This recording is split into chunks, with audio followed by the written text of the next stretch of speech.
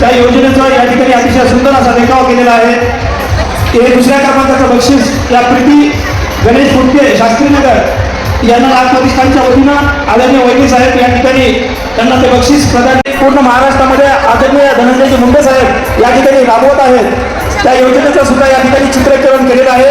राष्ट्रीय कृषी योजनेअंतर्गत कांद्याचा एकात्मिक फलोत्पादन योजनेअंतर्गतच्या योजना असा सुंदर असा महालक्ष्मीचा देखावा या ठिकाणी या स्पर्धकांनी केलेला आहे।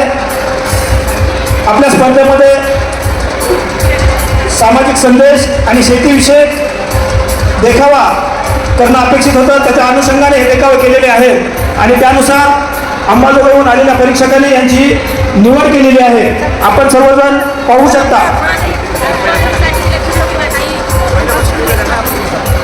पौष्टिक